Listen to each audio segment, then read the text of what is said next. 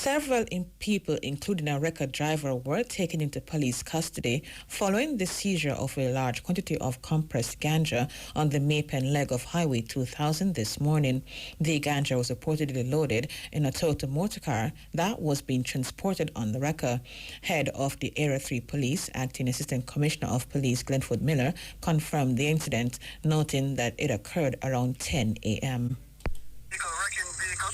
That was carrying a vehicle on it was held on the toll road, but by the Area 3 Special Operation and the Area 3 Narcotics team.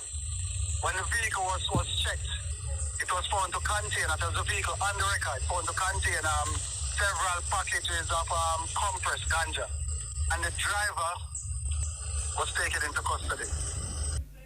Acting Assistant Commissioner of Police Glenford Miller, investigations into the incident are ongoing.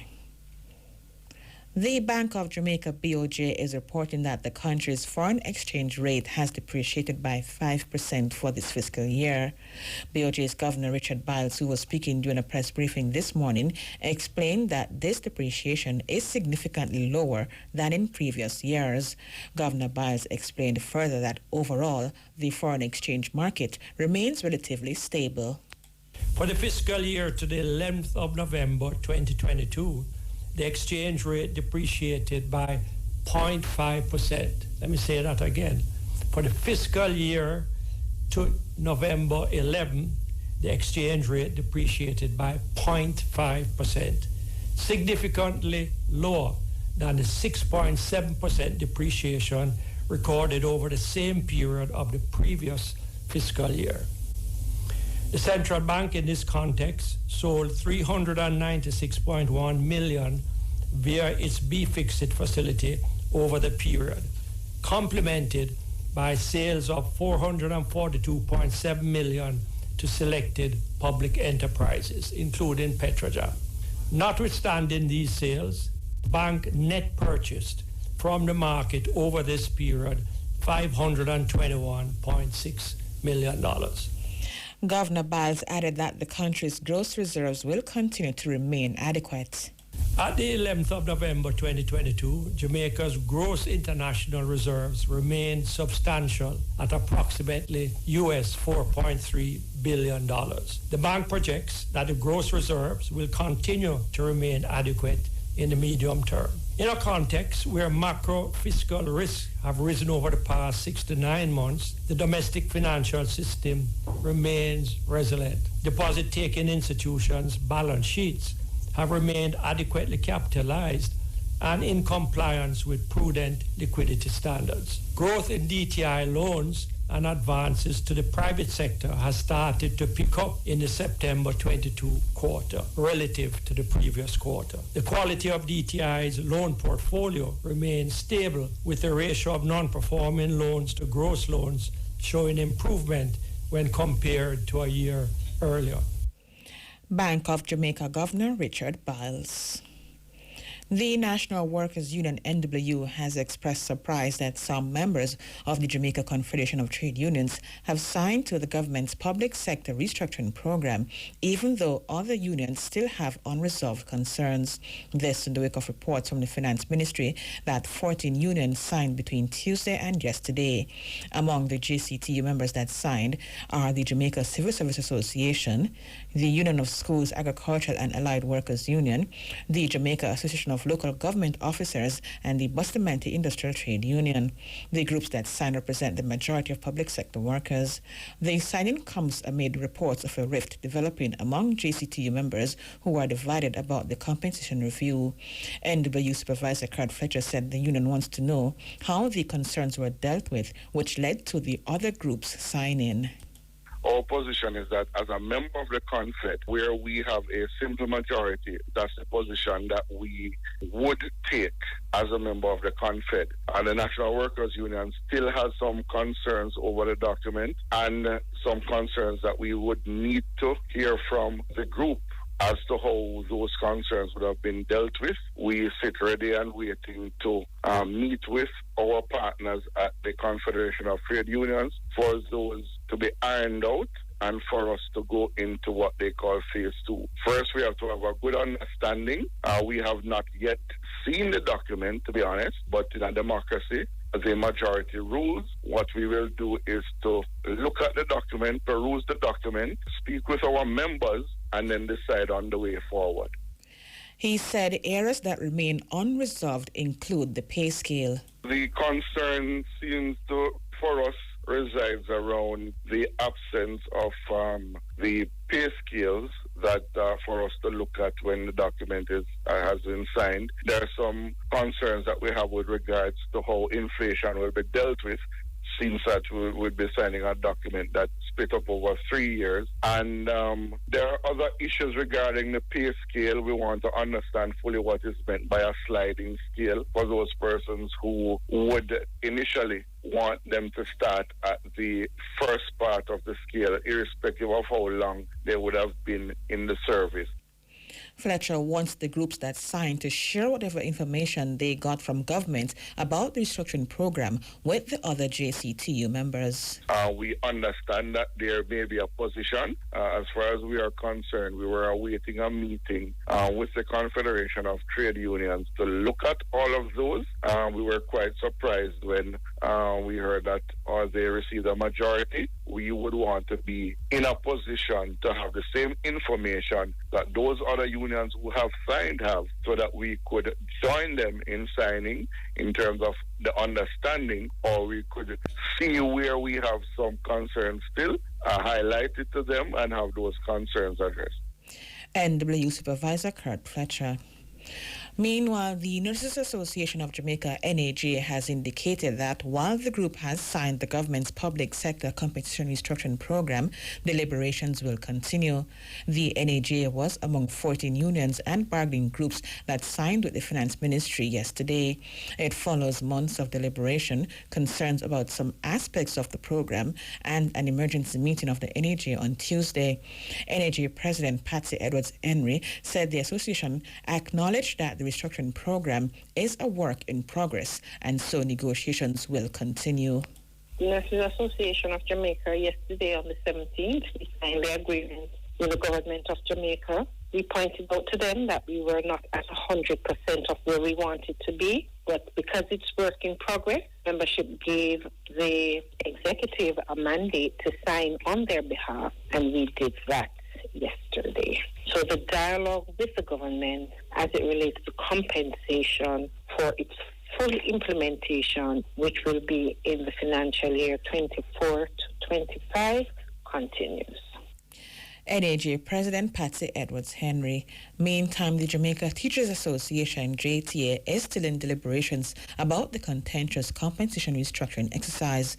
The teachers are continuing discussions with the government, and it's not clear what impact, if any, the decision by other groups to sign will have on them. One man is dead and several other people, including 14 employees of Guardsman Limited, hospitalized following a two-vehicle crash along the Lawlands Main Road in St Anne this morning. The incident, which occurred about 8:30 a.m., involved a Guardsman staff bus and a Toyota Wish motor car. The incident led to a heavy traffic pileup in the area. Head of the St Anne Police Division, Senior Superintendent Dwight Powell, told RFM News that the driver of the Toyota Wish motor car died as a result of injuries sustained in the accident. There was a fatal collision along the Lawland Main Road vicinity 200 meters east of the Cranbrook intersection. This motor vehicle accident involved a Toyota Wish motor car as also a Toyota IS 15-seater minibus. The accident resulted in the death of the driver of the Toyota Wish motor car. Several passengers from the Toyota IS sustained injuries and are presently being treated at the St. Anne's Bay Hospital. This accident resulted in a massive pileup of traffic along the Lawland Main Road. We are advising motorists traversing, especially along the main arterial roads in St. Anne, to exercise due care and caution whilst using our roadways. Head of the St. Anne Police Division, Senior Superintendent Dwight Powell. Meanwhile, Director of Operations at Guardsman Rudolph Green told RFM News that the injured workers remain in stable condition. The workers are in fairly good state of mind now. They are in a bit of pain because we have had some broken bones. I'm being assured that there are no life-threatening situations. The directors, some of us are here, and the managers out of Montego Bay and out through us, we're all here, and we're speaking with them quite regularly. So we know exactly what's happening. They're in high spirits, happy to know that, and we're glad that at this moment that there's no very, very, very serious injury, as best as we can see topically. And, we can't speak from a doctor's perspective, but we're engaging from what they're telling us.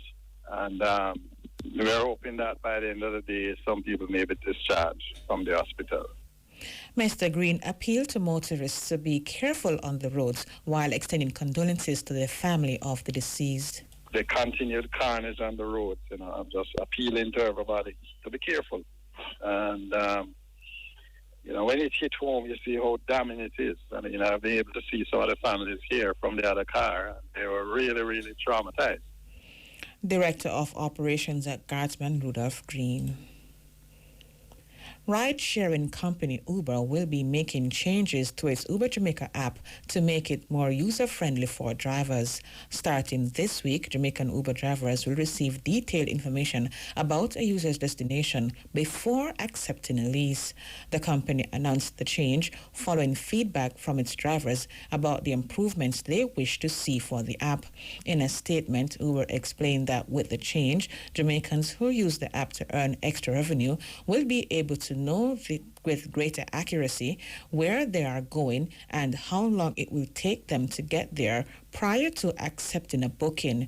Uber added that with its initiative, the platform reaffirms its commitment to addressing the concerns of its drivers and improving their experience on the platform. Young Jamaica, the youth arm of the Jamaica Labour Party, is expressing concern about what it describes as the persistent use of theatrics, propaganda and misinformation by the opposition People's National Party, PNP. This following the recent march and protest by the PNP at the offices of the Ministry of Health and Wellness in Kingston.